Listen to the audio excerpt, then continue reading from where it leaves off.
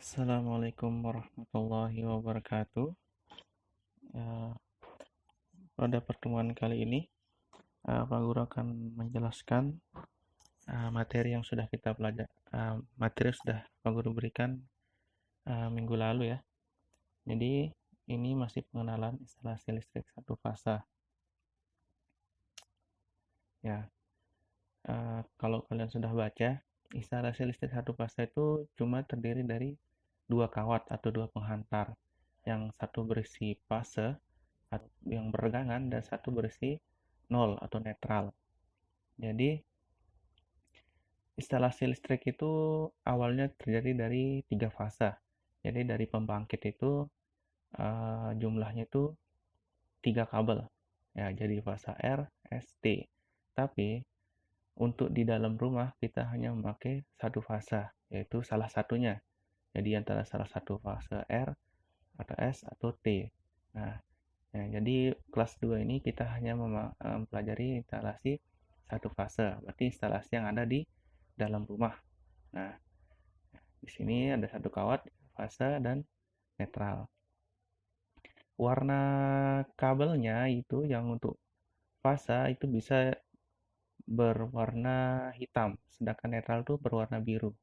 Nah, jadi nanti ada perbedaannya ya. Tapi untuk listrik satu fase ini cukup kita mengetahui yang fase itu berwarna hitam atau merah sesuai kuil dan warna netral itu adalah biru. Nah, ini adalah salah satu contoh instalasi dalam rumah. Nah, di sini tegangan itu digambarkan dengan warna merah yang fase, sedangkan netral itu warna hitam. Sebenarnya di sini harus pakai warna biru ya, tapi karena ini gambar yang sudah ada, jadi tidak apa-apa. Nah, di sini ini adalah KWH meter. Nah, dari PLN ini kalau masuk ke dalam rumah itu harus melewati KWH meter. Fungsinya adalah untuk menghitung berapa pemakaian listrik kita di dalam rumah itu dalam 1 jam. Jadi KWH, kilowatt horse. Jadi kilowatt dalam 1 horse atau jam. Nah, keluar dari KWH maka akan masuk ke MCB. Apa fungsi MCB ini? Ini adalah miniatur circuit breaker. Jadi circuit breaker, pemutus sirkuit. Nah, apa tujuannya? Jika terjadi konslet di beban-beban yang terhubung setelahnya ini, maka MCB ini akan menutup sehingga aliran konsletnya itu tidak akan kembali ke PLN. Jadi gangguannya itu sampai uh, di sini aja MCB aja. Nah, itu tujuannya. Sedangkan selanjutnya ini masuk ke stop kontak atau kotak kontak. Nah, ini contoh rangkaian listrik satu fase yang menggunakan satu MCB. Jadi bebannya di sini cuma TV dan komputer. Kita lanjutkan. Nah, ini lebih kompleks lagi. Ini memakai 2 MCB. Nah, kenapa kita memakai 2 MCB? Nah, nanti Pak Guru jelaskan ya. Apakah bisa memakai satu MCB aja? Bisa. Memakai 2 MCB? Bisa. Apa tujuannya? Nah, nanti di slide selanjutnya ada syarat-syarat instalasi. Nah, kenapa kita memakai 2 MCB? Ini untuk meningkatkan keandalan, yaitu syarat keandalan. Kenapa seperti itu? Nah, maksudnya begini. Jika salah satu lampu ini uh, terjadi konslet, maka ini akan menutup. Sedangkan beban yang sini tidak akan terganggu. Itu fungsinya. Jika hanya memakai satu MCB, jika di sini konslet, maka di sini akan mati juga. Nah, yang pertama adalah syarat ekonomis. Nah, apa maksudnya di ekonomis di sini? Bukan yang harus kita memakai alat-alat yang murah ya. Maksudnya di sini instalasi listrik harus dirancang sesederhana mungkin sehingga harga dari ongkos pemasangan pemeliharaan semurah mungkin. Nah, contohnya di sini kita cuma akan membuat rangkaian satu lampu dengan satu kotak kontak. Lampunya ini cuma 5 watt. Nah, di sini kita bisa memakai kabel yang ukurannya cuma 0,7 atau 0,5 mm. Nah, bisa aja kita memakai kabel 1,5 tapi harganya akan lebih mahal. Nah, tujuannya seperti itu. Tergantung beban yang kita pasang. Misal kita membuat kotak-kotak yang akan dihubungkan dengan kulkas. Maka apakah kita memakai kabel 0,7 atau 1,5? Nah, lebih baik kita pilih yang 1,5 karena akan lebih aman. Tetapi walaupun dia lebih mahal, tapi itu dapat uh, kita dapat menggunakannya lebih lama gitu daripada kabel yang 0,7. Lama kelamaan akan cepat rusak. Nah, yang kedua adalah syarat keamanan. Instalasi listrik harus tidak membahayakan keselamatan bagi manusia, peralatan, dan serta benda-benda yang bangunan dari bahaya listrik. Nah, di sini keamanan itu sangat penting ya. Ya, misal seperti tadi, jika kita membuat instalasi untuk dihubungkan ke yang berat-berat, misalkan kulkas, fotokopi, dan lain sebagainya, maka kita akan harus memakai kabel yang penampang lebih besar. Karena pasti arus yang dibutuhkan itu lebih banyak daripada hanya sebuah lampu. Jadi di situ ada harus ada syarat keamanannya dalam pemilihan bahan yang kita pakai. Yang ketiga adalah syarat keandalan.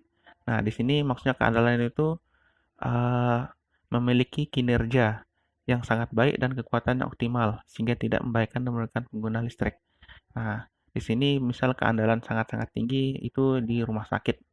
Kenapa rumah sakit harus memiliki keandalan sangat tinggi? Karena ini menyangkut nyawa orang ya. Misalkan ada orang yang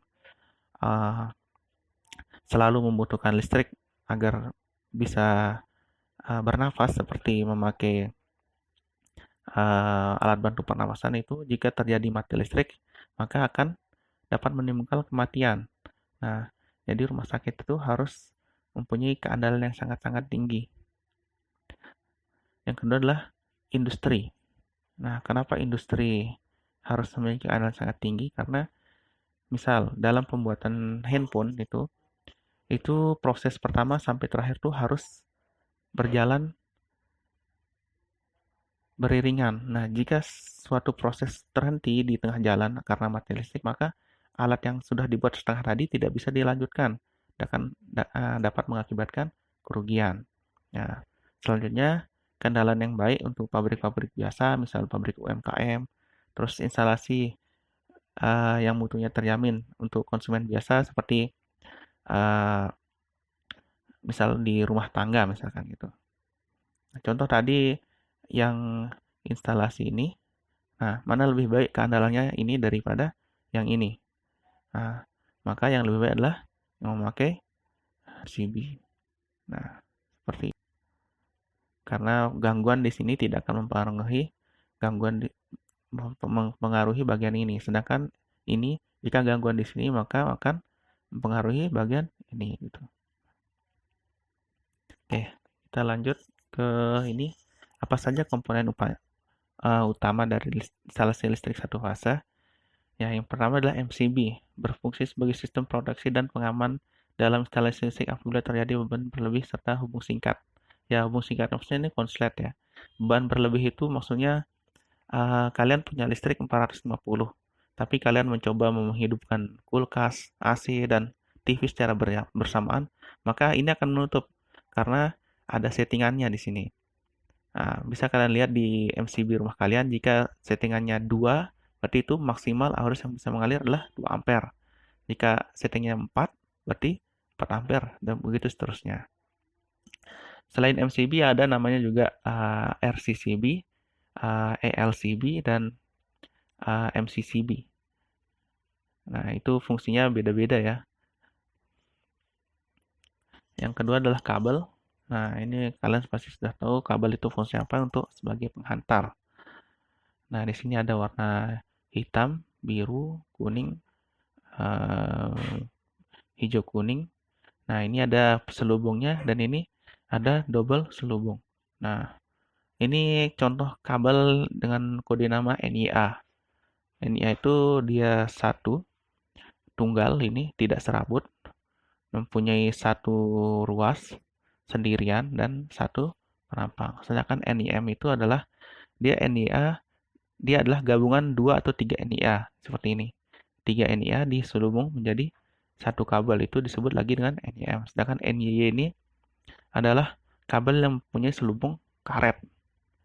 Nah, fungsinya di mana? Nah, ini bisa untuk instalasi dalam pipa. Sedangkan ini bisa ditaruh eh, di luar pipa. Misal memakai klem di pinggir-pinggir tembok. Sedangkan ini kabel yang bisa khusus untuk ditanam, dipisahkan di dalam beton dan di dalam tanah. Dan ada juga jenis-jenis lainnya. Ini adalah jenis kabel tunggal ya. Ada juga namanya jenis kabel serabut dan fungsinya beda-beda. Nah, yang ketiga adalah komponennya adalah pipa. Ini biasa digunakan dengan kabel jenis NIA tadi, kotak sambung. Nah, jika kita punya sudut rumah, ingin memasang instalasi di bagian sudut, kita harus memakai kotak sambung.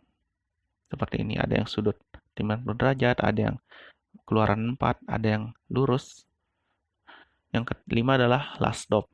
Ini lasdop. Fungsinya jika kita menyambungkan dua kabel, maka ujung puntirannya kita taruh lasdop.